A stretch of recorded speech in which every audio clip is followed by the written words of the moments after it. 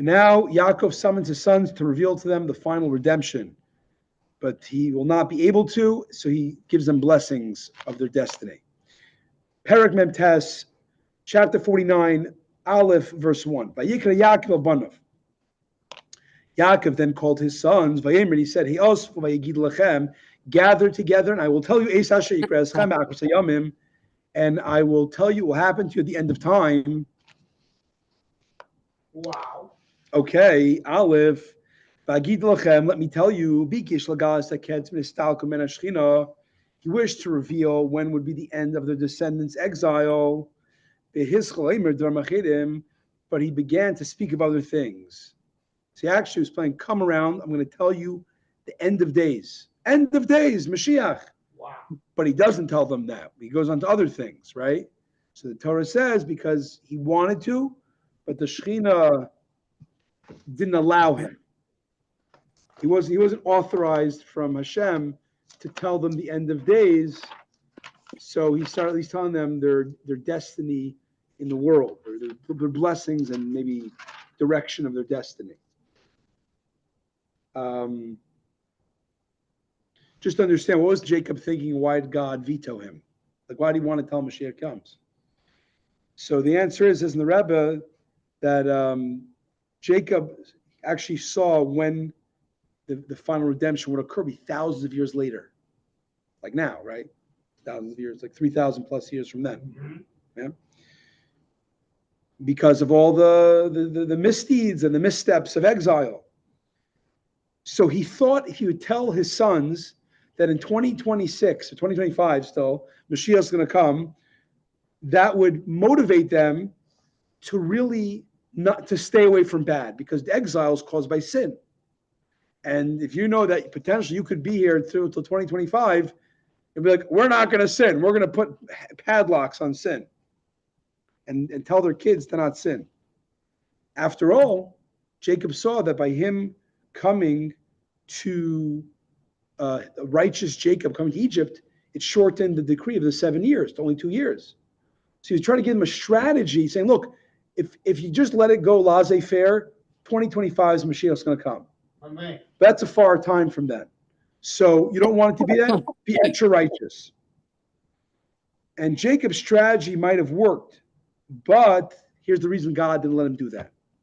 Because if that would have been kind of the fear, saying don't allow any sin, like lock up your kids, like padlock your kids so they don't sin, whatever.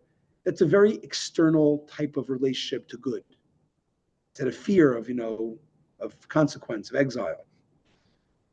And that would not be an ultimate redemption. An ultimate redemption done for an agenda, like I don't want to taste, I don't want to have suffering, which is a lot of reasons we don't want to have exile, but it's very extrinsic. It's not about the intrinsic oneness with God. So in order for the Jews to really earn redemption with total dedication, we have to do it from internal motivation, not out of like fear and other things. And Jacob understood this, but he just didn't want his kids to suffer. He said, I don't care if it's external motivation, that they're going to have to suffer in long exile if they don't be righteous. I want to just shorten their suffering.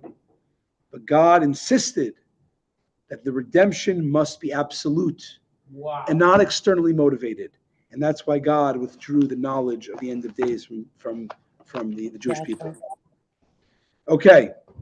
Days, he called to Vishim b'nei Yaakov. He said, sons of Jacob, gather and listen and heed the words of Israel. Vishim Yisrael Avichem, heed the words of Israel, your father. Jacob and Israel, Yaakov and Israel. Both names are still in play. Okay. Gimel. Reuven, Reuven, my son, Reuven, you are my firstborn. You are the first of my virility. Yes, it says, yes, us. You were fitting to have strength and fit, and you're privileged for strength, for I think privileged with literally position, literally privileged with the priesthood, and privileged with royalty, with majesty. That's your Rashi. The reason there's a longer Chumash is because these are poetic blessings. We have to unpack each word. V'reishus Oini, the first of my virility. He tipur Rishon Shalosh Leida Kerem Yamav. Oini means his virility, that he was the first of Yaakov, never had a unintentional seminal emission. The first time was with a union in order to have a child. So Reuven was the first child from Yaakov's flow. Oini literally means, what is it? It means strength. My strength. Okay. Yes, to Seis, privileged with raising. Seis means raising. What's raising? You would have been Ra'ui Hayisa Liyesesa. You would have been given a bonus. Yes means bonus. To do the avoda, the service of raising the hands, which is the kahuna, the priesthood. He would have been his tribe would have been the priests. Yeser uz, privileged with strength, means b'malchus, privileged with royal power. As we see, oz, which means strength, it can mean strength of royalty. Umi garam l'chalavskla, and why? The next verse, why did you lose? Why you were going to be tapped to be the tribe of the priests and the tribe of the kings? You lost it because Dalit, next verse, pachaz kamayim al toiser, because you rushed like water. You will not tosa. You will not be given these bonuses. Ki alisa mishkavei avicha, for you moved your father's bed. Oz chilati yitzui Allah, and then you profaned him. You profaned the Shechina who would rest over my couch. Rashi. Pachas kamayim. Pachas means impetuosity. The impetuosity and haste that you were quick in showing your anger, kamayim alalu, are comparable to those waters, like water that rushes, like rushing waters. Therefore,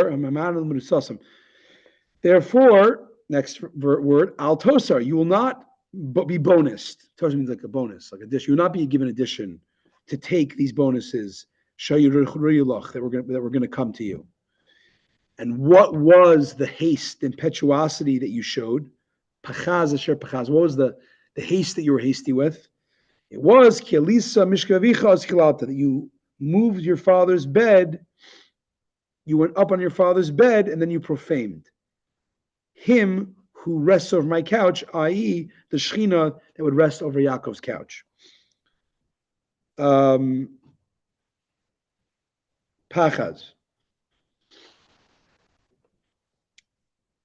Pachaz means impetuosity. It's a noun. Therefore, that's why it's the stress is pachaz, not pachaz, pachaz. And it's all patach. If it was a verb past tense, it would have been kamatz patach, pachaz. And it would have been pachaz on the last syllable. Yitzui, what's that unusual word? Rashi tells us it means l'shein mishkav, means like a couch. They went to bed on mattresses, couches. Why is it called a couch yitzui? Mishkav is a more typical term for a mat or a mattress or a bed, because they used to put yitzui means spreading out sheets on the mattress. So that's why the bed couch could be called a sheet, because they would spread sheets on this couch. There's many expressions in Torah, in Tanakh, with Im Zacharticha Yitzuai, I remember you when you're on my couch. Im Ella El Eres Yitzuai, nor will I go up onto the bed spread out for me. And tell me, you see the term Yitzui is a bed dress. Not the right word. Okay. Hey, Shimon v'Levi Achim. Next, brothers. Shimon and Levi are brothers. Klei Chamas Mechereseim. Weaponry is stolen. Let's see Rashi. Shimon v'Levi Achim. Shimon and Levi are brothers. Why are they brothers? Because they were brothers in plans. In one plan, they came against Shechem, and in another plan, they came against Yosef, as we said. We actually, we said this later, we mentioned this. that when Joseph came to the brothers the first time to check on them, it says one said to his brother, and it didn't say who they were. But Rashi does process of elimination to help us know. Who are if you say that who's one guy saying to his brother? It's 10 brothers. If you said it's Reuven and Yehuda, they didn't want to kill him. They actually said put him in the pit or sell him, don't kill him. Who said let's kill him? So it can't be Reuven and Yehuda. If you say it's the Bnei Shvachos, it's the other brothers, the sons of the maidservants, which is Gad, Asher, Dan, Naphtali. They didn't hate Yosef at a very high level because it says he was Nar and Spnei Bilva. He was somewhat in a relationship with them. So then who's left? Yisachar, Zvulun. They were the youngest brothers of Levi. They would not have spoken in front of their older brothers. You're forced to say, who is it? Shimon and Levi, who were among the older brothers and did not, they're the ones that wanted to kill Yosef. And that's who their father calls brothers. Like brothers in like conspiracy, brothers in arms. Klei Chamas, stolen tools. This craft of murdering, right? They're samurai sword wielding stuff. This craft of weapon murder, it is clay. This violent occupation is Hamas. It's misappropriated. Hamas, it's stolen, it's misappropriated. Because who really got the blessing of being a weapon wielder? Esav. He was given the blessing. You'll live by your sword. So the fact that Jews could be sword wielders, even if it was justified to some degree with Shechem, it's still not a Jew's real occupation. And you basically and you stole it from him, from Esav. Very interesting about Jews. Every Jew with a 22. With the what? Jews with guns, like we said. I mean, now Jews are, we feel threatened. So of course, there's Jews can protect themselves. I don't think that's the question is how into the is it a necessary evil, or is it something that you really are into? Anyways, Mechere Seyem, a term for weaponry. Hasai b'loshen Yevoni machir. The sword in Greek. So why Mechere Seyem? It's actually my mistake. Mechere Seyem. So klei chamas means stolen tools. Mechere Seyem, it's a term for weaponry. I didn't realize that. Because in Greek, machir means sword. And by the way, who cares? It was not Hebrew, it's Greek. A lot of some words that we don't know, they're not common even in, let's say, biblical Hebrew. Sometimes Rashi will say they exist in certain other ancient languages because we believe that the original language was the original prototype Hebrew. But then came the Tower of Babel, and they all got other languages. But other languages might have remnants of the original Hebrew. So you can bring a proof sometimes for a biblical word from another ancient language. Yeah. Dover acher, another interpretation of this term Mechere Seyem, in the land of their sojourning, they became accustomed to weapons. So it means Mechere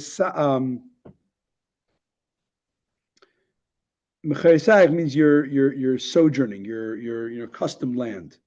That's what Uncle's translates it. That in your sojourning, you had tools of violence. You became accustomed in your living state to be, to tools of violence. It's the same thing, but just different ways you get the meaning from the words. So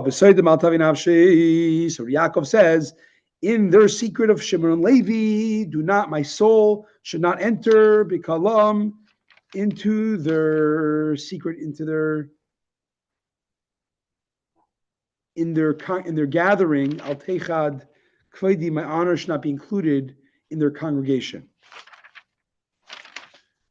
Kiva awai, kiva ab margush, because in their anger they killed the man.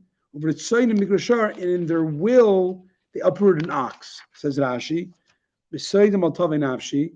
In their secret council, my soul may not be mentioned. Zeh ma'aseh Zimri. This is the story of Zimri. When they, so later on in history, Zimri, who's a prince of Shimon, brings in a consort to he consorts with the Midiani woman, princess, Cosby, and they say to him, Zua Surimitas. They basically ask Moshe, is this, Midianite princess permitted or forbidden? If you're going to tell me she's forbidden, well, who allowed you to marry the daughter of a Midianite guy called Yisrai? So it was a real showdown, or I don't know what you call it. I don't know. Do not let my name be mentioned in connection with this affair. The whole Zimri thing. Yaakov's predicting. Zimri ben Sali Nasi Bas of Shimoni. And you see there it mentions he's a Shimon elder, but he's not, doesn't say the son of Yaakov. We kind of put distance between Yaakov. Don't put my name to these villains of their descendants. Bikalam, in their gathering, in their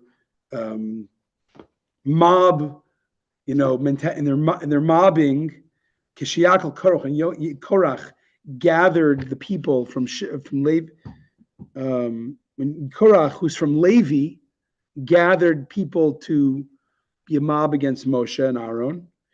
Al techad kvodi, don't let my honor be included. Again, don't put my name with them. As we see, Korach ben Yitzhar ben Kos ben Levi, but not ben Yaakov. And it doesn't say ben Yaakov. But in the words of Chronicles, Divrei Yamim, Kishnis Yachzim ben Korach al Duchan, when they, the genealogy of Korach's descendants is listed in connection with their service on the Duchan, it says the sons of Korach, the sons of Yitzhar, the sons of Kos, the son of Levi, the son of Israel. Yeah. You with me?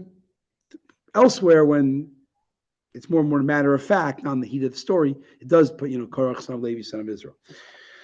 Al techad kvodi, do not include my honor. Kavod is masculine, so you're forced to say, but the verb is feminine.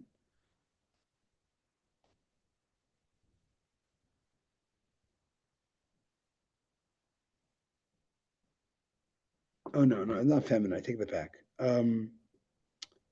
No, techad. The verb techad could mean she, my honor should not be included. But the problem is kavod is a masculine word, so you wouldn't say techad. You'd say yechad, right? If you're saying it like in the how do you call it, the present future tense, you'd say like kvodi al yechad kvodi. The verb has to be masculine tense also, but it's feminine tense, the verb. So there's another way. Techad doesn't have to be feminine or masculine, it can be first person. You. So it's like he's speaking poetically, you, my honor, not feminine, but in the first person, the tough could be you, point like second person. You, my honor, as if it's a thing. Honor is a conceptual thing. You, my honor, do not be with them. That's how you get around the problem with the feminine masculine. I think that's my understanding. Kiva apam hargu ish, for in their anger they killed a man. Elu chamor v'anshe Shechem. This refers to Chamor and the people of Shechem, who were like one man. It was like just one man to them. They were so strong, so warrior-like. So to by Gidon, it says the term Hikisim Midim Kishachad. You find a lot of times the enemies are called the Midianite. It's the whole nation. It's not a person. Chemitzayim, Sus that the Egyptian man and he and his the rider and his horse drowned. It's a whole nation. So that is the Medrash. In other words, in those instances when they call their enemies like one person, it's like compared to the fighter, whether it's God, whether it's Shimon and Levi, they're only like one man. They're like nothing. They're like a weakling. The whole nation was like only like one man to them. That's more Midrash. The simple meaning is very simple. You can call a nation, you can call a lot of people in Hebrew as if in the singular, because you're talking about the unit of the people. So that in their anger, they killed man, any man that came in their way. Okay.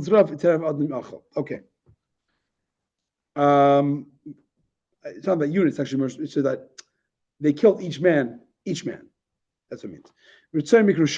They deliberately crippled an ox. They wished to cripple Yosef, who's called an ox. As it says, we see later Yosef's blessing by Moshe, he's called an ox. So ikru means to cripple in Old French, paralyze the horses. It's a way of saying they came against Yosef. Zayin, order apam. Oh man. Hi, order apam kiyaz evrasim kikashasa. Curses their anger, for it is powerful. Achal can be Yaakov. I shall separate them among Jacob, vafitzim be Israel, and disperse them among Israel.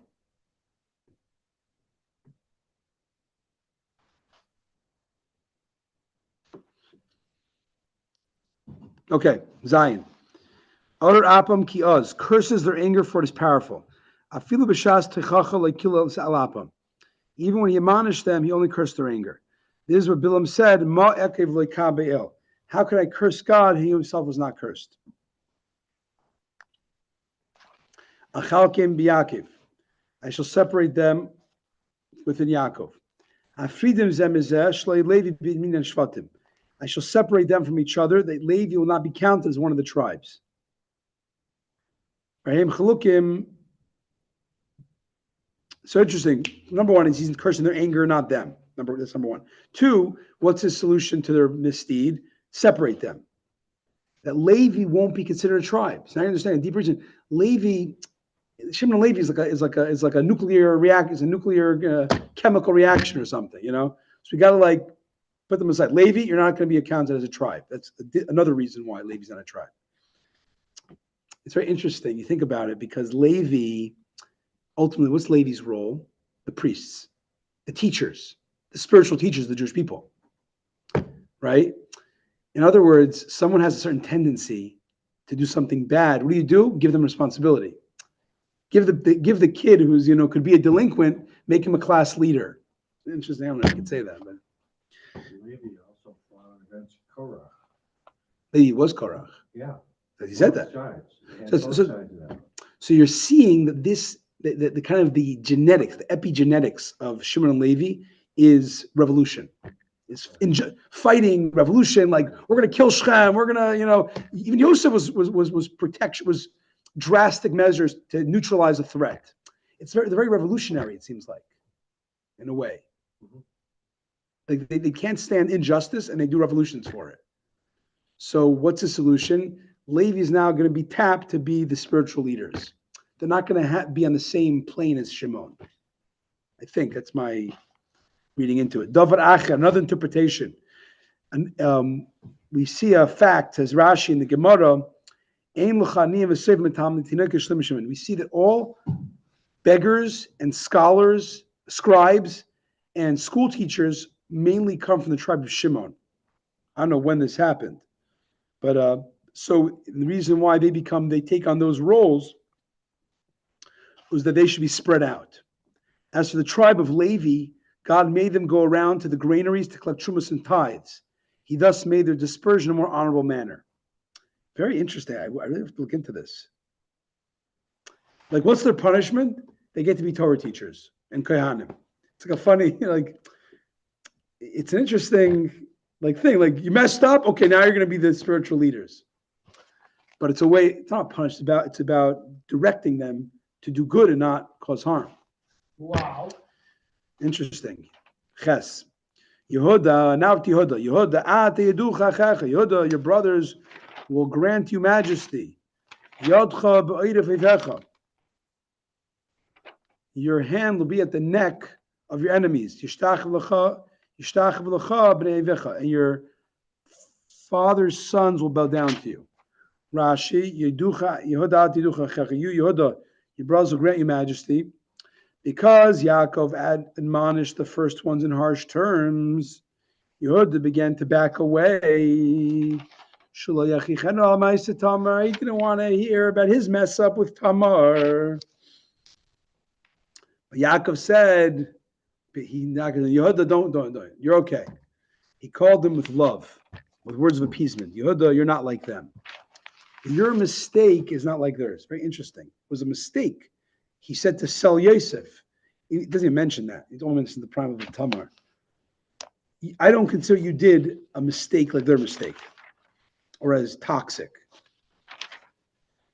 Your hand will be at the neck of your enemies. In the time of King David, as it says, you have given me my enemies turning their necks. He was a mighty warrior in David's time. Your father's sons, the other, why? Because since the tribes came from multiple mothers, their one unifying parent was Yaakov. But Yischak gave a blessing to Yaakov, Bnei Imecha, your mother's sons. All right, Tess. Gur Ardi Yehuda. Yehuda will first be like a cub, Miterev Bni Alisa, and then like a lion. Yehuda will be like a cub, and then like a lion. Miterev Bni Alisa. My son, you withdrew yourself from the act of murder.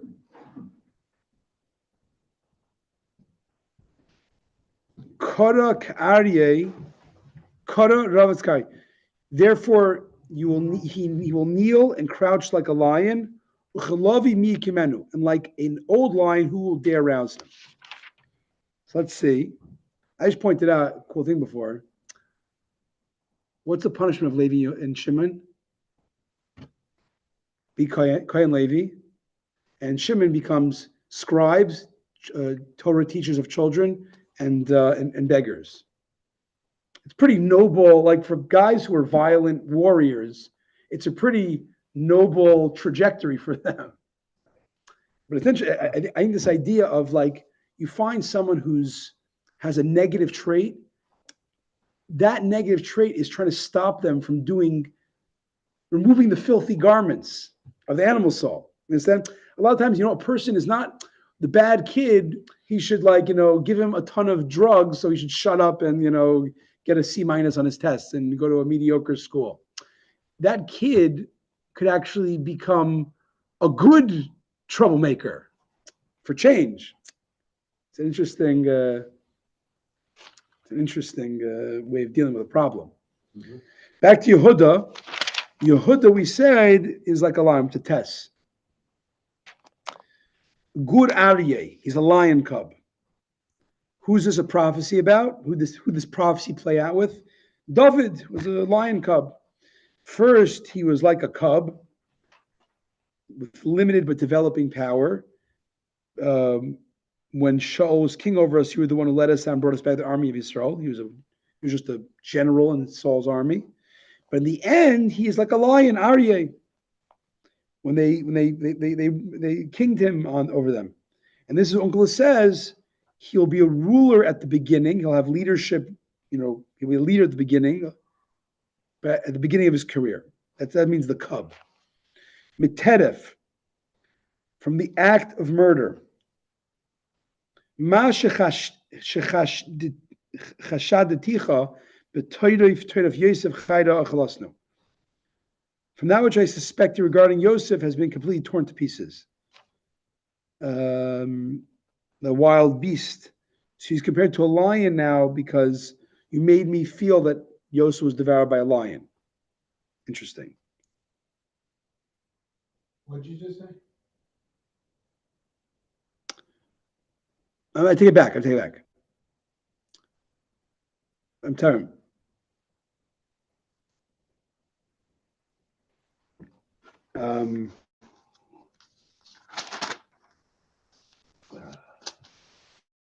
It's such a rich language here. It's crazy. It's hard to read.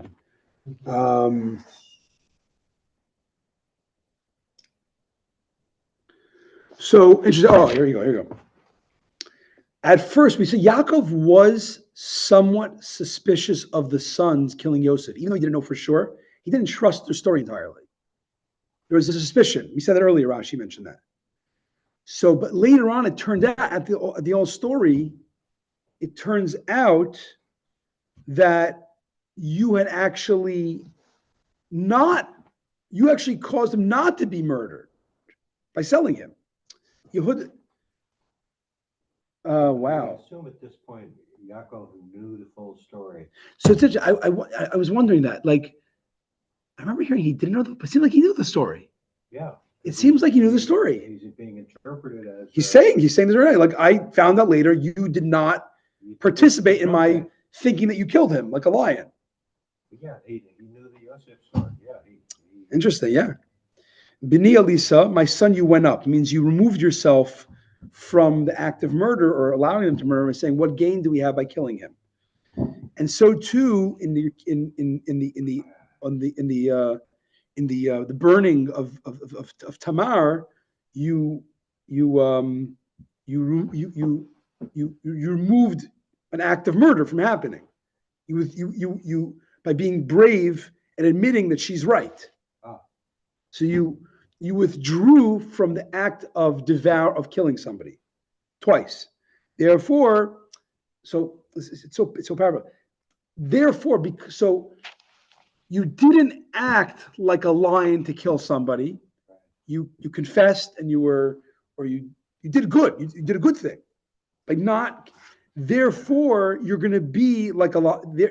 Therefore, kara ravatz b'meishlem ishtachas gafnei. Because of that, in the time of Solomon, who's from David, from Yehuda, every Jew will dwell under their grapevine in prosperity. Wow. So it says in the bottom, it's measure for measure. You withdrew from the act of murder, so therefore in your descendants' reign, everybody will be able to dwell in security without being exposed to murderous acts of enemies. Wow. You caused security for someone else, God will give you security for your descendant Solomon's reign. Anyways, good. Gur Aryeh, that's a famous. Gur Ari, yeah. That's a nickname of who? Who is a Gur Aryeh? Yehuda. Oh, it says, well, David. I mean, saying it's. No, but wasn't there a rabbi, a nickname? Oh, the Gur Ari is the book of the Maral. It's one of the many books of the Maral. Maral of Prague was named as Rabbi Yehuda Lowy. Lowy means lion in Yiddish, Czech, whatever. So, because they came from David. That's why Yehuda Lowy, the Maral, was a descendant of David. And the Alter Rebbe, by the way, is a descendant of the Maral from the mother's side. Right. So just interesting point. My father's, maybe father's, I'm not sure. There's a whole family tree. Anyways. Loy Yosser Shem Yehuda, the seat of authority will not leave Judah. Mechokim Bein Raglov, nor scholars that teach students will not leave from Yehuda. Ad Ki Yaveh Shiloh, until Shiloh comes. Loy Yikasamim, and the assemblage of nations will then be his. Rashi. Lo Yosser Shem Yehuda, the seat of authority will not leave Judah from David and onwards. This refers specifically to the heads of the exile community in Bavel who ruled over the people with authority, having been appointed by the ruling power. So even in the time of exile, the exilarchs that had to answer to the Babylonian rulership, they were from Judah. Mechokim ben Raglov, and nor scholars from between his feet. This means Mechokik is the same scholar, students. Mechokik means the leaders of the people of the land of Israel.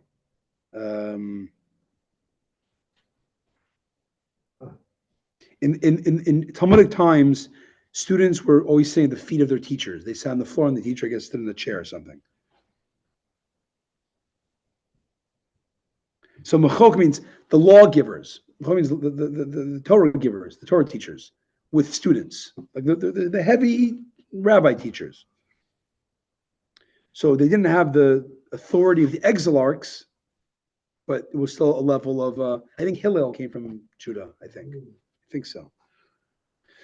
All right, moving along. And this will be the case till Shiloh, the Mashiach comes. Melech HaMashiach Shemelucha Shaloi. Shiloh is a term for Mashiach.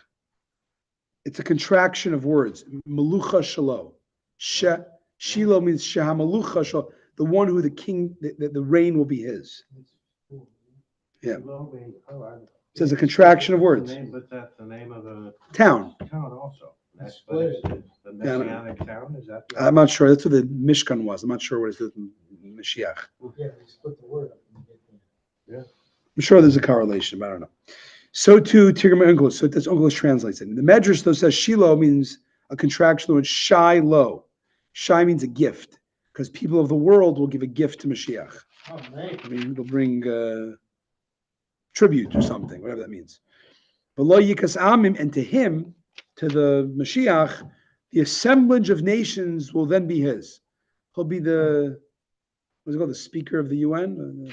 Yeah, we don't like them. But well, now we don't like it pre-Mashiach, but They have the wrong president. they have the wrong president, yes. Asivas amim, the assemblage of nations. Now the yud is an integral part of the noun, as it says. So this is just a grammar thing. Yud is typically a prefix of sorts. In this case, it's actually part of the root of the word. We see this in certain words. Yifasecha. And sometimes the yud could be out. So kahas can mean assemblage. Sometimes yikas, kahas, yikas.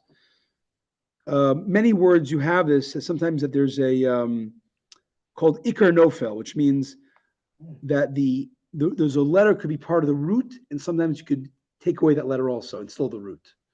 For example, no gif, no shech, aleph, shebachvos, yesnechem, shebechvos cherev, osach shemen, avzeg, yikasamim, sivasam, shem, elav, goy, yidreshe. You see that the nations will seek out Mashiach. Actually, I started learning with my daughter. I want to start going through Tanakh. The later, so I have the Steinsaltz Tanakh. They're coming out with the Kahas Chumash. They're going to have the Kahas Tanakh. It's not out yet. That'd be really good. Does Steinsaltz Tanakh have commentary? Yeah, limited commentary. Yeah, Limited. yeah, but it's enough to like make it flow well. So anyway, I'll show it to you if you when you Chabad. It means l'kibas kamatim shefanav neim zikanas. Okay. Unkelis, the Gemara says the term of yikas is like the term maku akasa, sitting and gathering groups of students. The mark of Narada in Trakti Avamis, you see that as well. However, the verse could just have well said kihiya samim. Yikasam tomato. Okay, moving on. Yud Aleph. Back to Yehuda. He will tie his iroi, his he donkey to the vine, and tie his she donkey's foal to the sereka, the vine branch. Kibis bayayim levushay. He'll wash his clothes with wine, and his garment in full-blooded grape wine. Rashi, he'll tie his he donkey to the vine. Yaakov was prophesizing about the land of Judah, that it will be flowing with wine like a spring. So much so that a man of Yehuda will be able to tie his he donkey to the vine and fully load it with the produce of one single vine. I mean, I guess there'll be a lot of grapes from one vine. From one branch, you'll be able to load one she donkey's full. Sereka means a long zemor aruka, a long branch in Old French. Kibes yayin means he'll wash in wine. Kol zeh l'shem riba yayin, this all means an abundance of wine. Lots of wine going on by Judah. Yehuda is the southern part of Israel's wine country. Is that what this? Is there a wine country? I don't even know what there is. There Well, they wine? make wine. I mean, there are a lot of Israeli wines. Is that where they come from? I know there's wine in the north. I was by the Yarden winery many years ago, but I'm sure maybe it's all over. I don't know. That's north, right? We got to make a kosher winery in the Finger Lakes as a way to bring people back to Judaism. We've got it. We've got it in spades. Manischewitz. Manischewitz. But that's not a winery you go to. It's a wine, right? It's a production company. Yeah, you can, but it's not really. They don't have a little tasting thing. We got to get the Sands to do a kosher No, they're not showing- winery in the Finger Lakes. That's it. They don't want people coming. Yeah, I don't blame them. Funny, I'll tell you a story. I don't want to take much time. I went to LA with my wife for our 10th anniversary. So we every talk, this years ago, people talk about, there's the big Baron Herzog is the big main kosher wine producer. They have a winery in Oxnard, California, near there, I think. So I'm thinking wine. I'm thinking like, you're going to go through vines as like, it's like an industrial building that produces wine and has a nice restaurant. There's no greenery in the area. It's just a funny.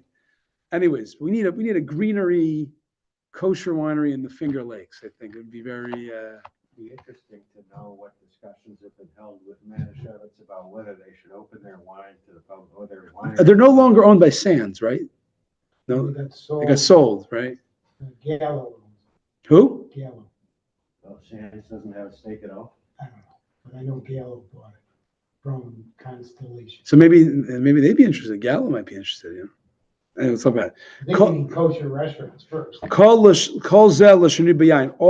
is an expression of the abundance of wine. Susay means a type of garment. L'shem in beged too. It's a type of garment, but there's no other example of the word in Scripture. Osri is the same as oser, which is mikima fardal hayeshvi. It's certain, whatever, just grammatical ways. He'll wash his clothing in wine and his garment in full blood grape wine. Oh, where's Osri? Beginning of the word, beginning of Yud Aleph. Oh, Begin. okay. V'damanovim susai Rashi Onkelos. So till now, Rashi said it's talking about in the times of the reign of David and Salah and Shlomo. What's it going to be? It's going to be a lot of wine, prosperity. Wine is prosperity, I think. It's a sign of prosperity. Onkelos says it's talking about Mashiach. The vine is the people of Israel. Iro is an allusion to Yerushalayim. Soreka, the long branch, is the people of Israel. As we see, Anochi netatich sorek, I've planted you as a fine vine. So it's all euphemisms that he will tie his people. I think he'll tie his people to Jerusalem or something. Something like that. I don't know. Bini Asainai, Bini Onkelos. The vine now, the vine metaphor comes up a lot. Planting, Jews being a planting. Planted like a vine, yeah. That's Or a plant, you find that. Yetzer Matai, you say in the beginning of. Psalm 80. Happen to know because it's Oh, very good. Ooh, Scott. it's my year. There you go. So yeah, there's a lot of reasons where, because I mean, simply, and we got to go on because it's too much stuff. But planting is essentially, Chassidus talks when you take a seed, it basically it disintegrates and becomes a tree. Wow. Through having the bittul Right. to the earth, it brings out the powers of the earth to make a tree. So the Jewish people are a seed. We're tiny, but we are also have bittul, surrender to the earth, to God, to the to big grandness, and that creates the thing. So it's probably very much akin. Wow. Onkelos translates as they will build his temple. This is an expression of the gate of entry to the courtyard of the temple. In the book of Yechezkel, Onkelos translates another way. Geffen represents the righteous. B'nai Asayne means those who fulfill the Torah by teaching it, having the same sense as those who ride on white she-donkeys. So now we're doing the whole verse again according to Onkelos. That Mashiach, Israel is going to be in Jerusalem, and B'nai Asayne, they're going to build a temple, because Ison can be the gate. There's other ways to understand this as well. Onkelos is another way, which is Geffen is the righteous. B'nai Asayne mean those who fulfill the Torah by teaching it. The people of teaching it. Okay, the Ason is Torah. Kibbutz Be'ayin, he translates, may his best garments be colored fine purple. This color resembles wine. Mitzivonin is Lashon Susai. So Susai is another way of saying garments, colored garments. A woman wears colored garments to attract attention to the male to her. Our rabbis in the Gemara also explain Susai in the sense of allurement of intoxication. In the Talmud of Ksubais about the wine of the land of Israel, where you say it does not intoxicate you, it says Susai means that it did. It was very, very strong wine.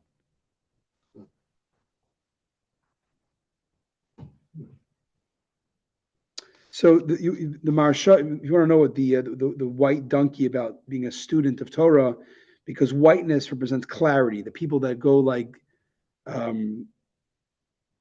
scholars would travel from master to master to get clarity in Torah. Wow. Oy vey, so long. Yud beis, chachlich einayim yayin, he will have redness of wine, of eyes from wine, but leven shinayim mechelav, and whiteness of teeth from milk. Redness of eyes from wine, and whiteness of teeth from milk. Yud beis, chachlili is odem, means redness. As Uncle translates it, we see lami chachlilus einayim, drinkers of wine have red eyes, as we know. Mechalov, he'll have whiteness of teeth from milk, from abundance of milk. His land of good pasture for flocks and sheep. This explains the verse. So is this in a good context? Yeah, so far I think it's good. I think so. Okay. It keeps flitting back and forth to like it's a prediction of the greatness of their land, the prosperity of the land, or Uncle it's Mashiach, or it's scholar. It's like different interpretations. Right now, I think it's good. It's good. The abundant, prosperous, fertile land. Enjoyable, yes. Yeah. Similarly, the explanation of the verse is that the red eyes from a lot of wine, and the white teeth from milk. Okay, that's simple. Now to Unkelis, the parallel Unkelis translation. Enaya means mountains, because from there you'll look out to a far distance. So his mountains will be red with vines. I don't know. He also translates another way in the sense of springs, that he's going to have a lot of springs and the continuous flow of the wine presses. Now, Voyi is his wine presses. Okay. This expression is in Gemara, Nava Artache. Yichavn Mikose, thank you. I'm missing all my appointments there, it's fine. Whiteness is the craggy, rocky crags. So we're still talking about Yehuda? Yehuda, yeah, we're still now we're done with Yehuda. Next. Wow. Yehuda is he's probably the biggest ultimate player. Well, Rabbi Hirsch says that there's going to be a Mashiach from Yehuda and a Mashiach from Joseph. Two Right. years, and I like that. It makes a lot of sense. Right. But it's actually stages, because ultimately it's only Mashiach from Yehuda. Mashiach ben Yosef is first, and Mashiach ben Yehuda. Yosef is favored, though. Yosef has got a lot of favor from the Torah, from what I can tell. We talked about this last week by Vayigash. It was a big discussion on Shabbos. In the Kahas Chumash, look at the introduction to Vayigash, and also there's a great article on Chabad.org from Steinsaltz about the Yehuda Yosef duality rivalry, whatever, but it's beyond now. Yud Gimel, Zvulun, Yud Gimel, verse 13. Zvulun l'chayf yam yishka. Zvulun will dwell by the seashore. He'll be at the ship's port. V'hu l'chayf arniyos, and his border will reach. I'm sorry. He will dwell by the seashore, and his border will, and he will be at the ship's port. Chof arniyos, ship's port. V'yarchas el Tzidon, and he'll reach as far as Tzidon. Zvulun l'chayf yamim. Zvulun will be by the seashore. Chof Yamim, his territory will be on the coast. Chof is Katugum Isfar, it's expression of border. Mark in Old French. And he will be found constantly at the ship's port. Because why? In the place of the port is where there's commerce. The ships bring in merchandise. Nomal means port in Hebrew. And that's he's going to because why? Because Zvulun will be one who will deal with merchandise, and he will provide subsistence to the tribe of Yisachar. As we know, the Zvulun Yisachar partnership, Zvulun makes money, and they support the scholars, and they get 50-50 of the merit of Torah scholars. Wow. And this parallels what Moshe gives blessings later on before he dies. He says, "Smach Zvulun b'tzisecha v'Yisachar be'elecha." Zvulun will go out in commerce, and Yisachar will be in the tent of Torah studying because of support of the merchants of Zvulun. Next, Rashi 31, V'yarchos el Tzidon. It means the end of his border will be near Tzidon, wherever that's some city in Israel. Yarchose is another way of saying. Oh yeah, okay. Yarchose means its end. Yisachar Chamar Garem, Yisachar, now to Yisachar. He's like a strong-boned donkey. Gravet's ben Amishpasoyim that crouches only in the city's outskirts. Yadalit, Yisachar Chamar Garem. He's like a strong-boned donkey. Chamor Balatam, he's like a donkey that bears a heavy, big-boned donkey. Why is he a donkey? It's like a scholars a donkey? I don't know. He's the burden. Because he can hold the burden of Torah like a donkey that's strong that holds heavy loads. But what's the point of saying he crouches? Oh, crouches in the Crouch in the outskirts, Rashi, like a donkey that I'm trying. The way I was trained in my New Jersey was donkey, but my kids make fun of me. That's wrong. Donkey. So I'm working hard to overcome my accent here. Donkey. Kachamar, like a donkey that travels day and night and has no permanent stable. They're always moving, transporting. They're truckers, you know. And therefore, when they crouch and they rest, it's like, you know, on the border between cities, like at the motel, I guess, you know, and the motel's parking lot. The bounds of the towns which carries merchandise. That phrase is intended to show us how strong and right. So what's the thing of the transporting? Here you go.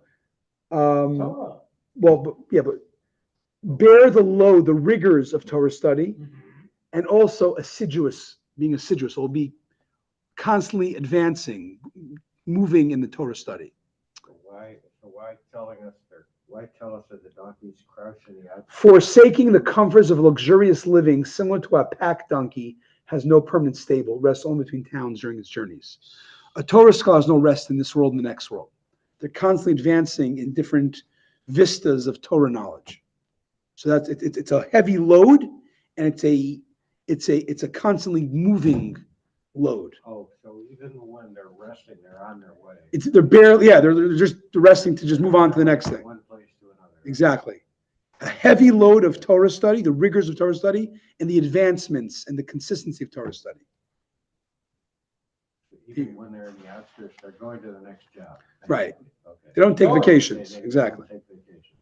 Okay. Everything's Torah. All right. Your Tesvav. Vaya menucha kitoiv. He, Yisachar, saw that his place of tranquility was good. This aretz and his land, kina ema, that it was pleasant.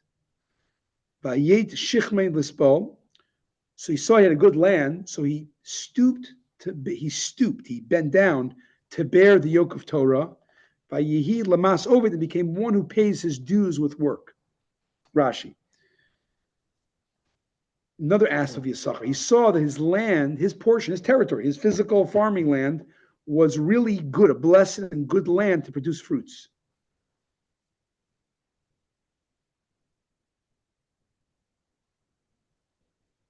Presumably his land is right next to Zebulun. I don't know. I'm not sure. I have the map in my Tanakh, but I don't have it in front of me. Makes sense if he's financing them. Could be.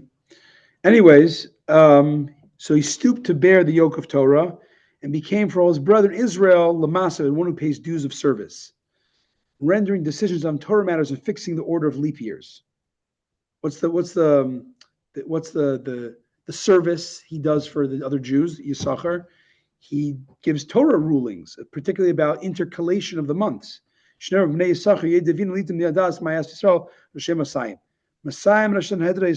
he ended up providing 200 Sanhedrin scholars came from them. And their brothers were at their command. Intercalation? Ibor, figure out the months for the new year, the new month and the year, whatever. The point I'm saying is the order of leap years. All I'm saying is, if you actually think about, it's interesting, I didn't think about this.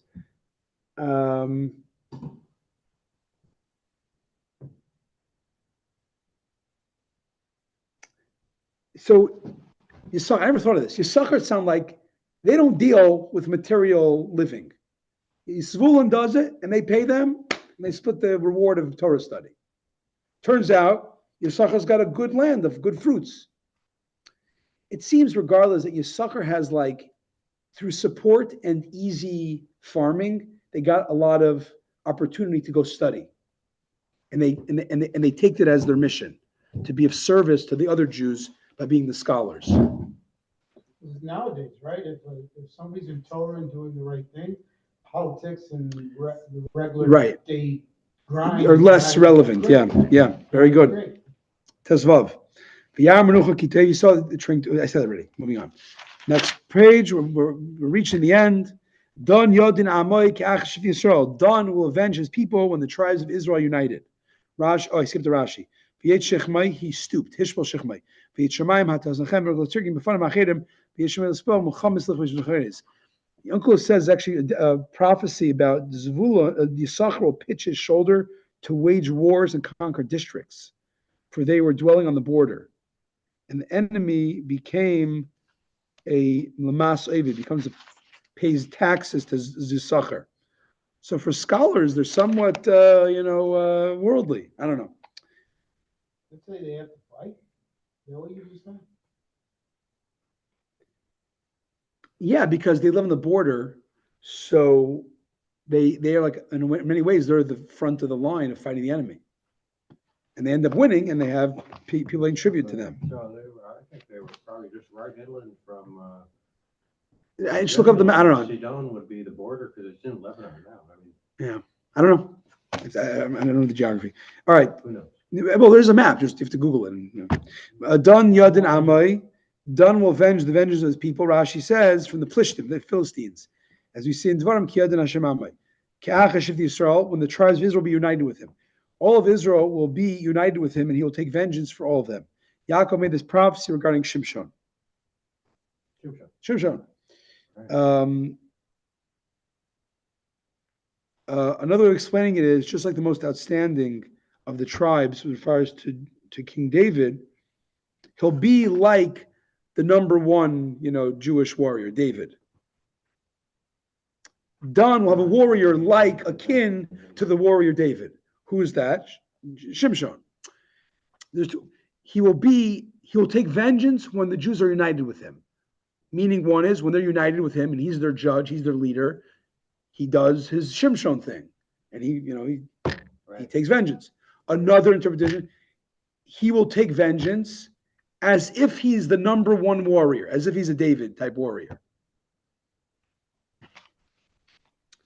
May Dam be like a snake on the road, like a viper on the path, who bites the horse's heels, and his rider falls backwards. Rashi, he'll be a shifon, a snake on the way, a shifon. Shifon is a type of snake, and the reason I call it snake, Rashi says it's called snake because no shif, it hisses. Tishufen akiv. Hanoshech, who bites the horse's heels. This is the way snakes, they bite. He compares to a snake that bites the horse's heels and makes the rider fall backwards without even touching him. So too Shimshon, know the story. He wrapped himself, he held the two pillars of the temple of the Philistines, and he, by knocking out those pillars, he killed everybody on top. And those on the roof died, even though he didn't touch them. So it's like a prophecy. He's like a snake who can strike from below and have a big ripple effect above of the enemies. Onkelos translates as kichive chumran, churman snakes. It's a type of snake whose bite has it's a certain type of snake. The species has no cure, and it's the tzifoni snake. Tzifoni is a type of viper. It was called churman in Aramaic because it caused desolation. It's a destroyer snake. And where are you reading? Reading the Rashi 33 at the top. Churman is cherem ukipisna. It lies like an asp. What is it? It's a type of snake. If you look at Onkelos, it's huge Onkelos. It's a lot of words in Onkelos. Let's say yeah, he's like a viper and an asp. The other guys have the horses. Israel does not have the horses. Yeah. I mean, let's finish up. I hope for your salvation, I await, O God. The Hashem, your salvation, I await, O God.